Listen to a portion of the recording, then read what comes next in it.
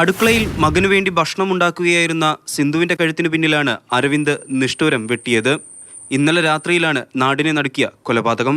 8 മണിയോടെ വീട്ടിലെത്തിയ അരവിന്ദ് അമ്മ സിന്ധുവുമായി ലഹരി ഉപയോഗത്തെ ചൊല്ലി വാക്കുതർക്കമുണ്ടായി. കലിയടങ്ങാതെ അരവിന്ദ് അമ്മയുടെ ശരീരമാകെ വെട്ടി പരിക്കേൽപ്പിച്ചു. അരവിന്ദ് തന്നെയാണ് അമ്മയെ കൊന്ന വിവരം അടുത്ത വീട്ടിലെത്തി പറഞ്ഞത്. അയൽവാസികൾ പോലീസിനെ വിവരമറിയിച്ചു. ആരാണ്ട് വിളിക്കുന്ന ഒരു കേട്ടിട്ടാണ് ഞാൻ കഥ പറഞ്ഞത്.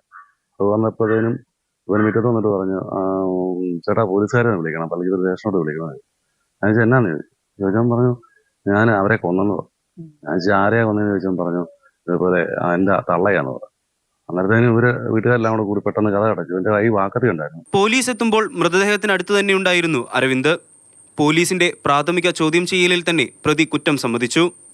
ലഹരി ഉപയോഗിച്ച് മുമ്പും അരവിന്ദ് വീട്ടിൽ ബഹളമുണ്ടാക്കുകയും അമ്മയെ അസഭ്യം പറയുകയും ചെയ്തിട്ടുണ്ട്. ഇവനിങ്ങനെ വഴക്കുണ്ടാക്കാനായിരുന്നു, പക്ഷെ ഇതുപോണൊക്കെ ദേഹ ഉപദ്രവം ചെയ്തിട്ടൊന്നുമില്ലായിരുന്നു. അങ്ങോട്ടും ഇങ്ങോട്ടും ചീത്തന്തറി അങ്ങനെ പറച്ചിലൊക്കെ ഉണ്ടായിരുന്നു.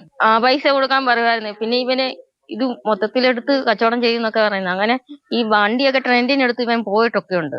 എന്താണെന്നൊന്നും അറിയത്തില്ല. അവിടെ നിന്നല്ല ഇവളാണ് പൈസ കൊടുത്തെല്ലാം രക്ഷപ്പെടുത്തി കൊണ്ടുവരുന്നത്. അത് പോണൊക്കെ കാര്യമായിരുന്നു ഇവനെ. പഠിക്കാൻ മിടുക്കനായിരുന്ന അരവിന്ദ് അമിതമായ ലഹരി ഉപയോഗം മൂലം B.Ed പഠനം പാതി വഴിയിൽ ഉപേക്ഷിച്ചു.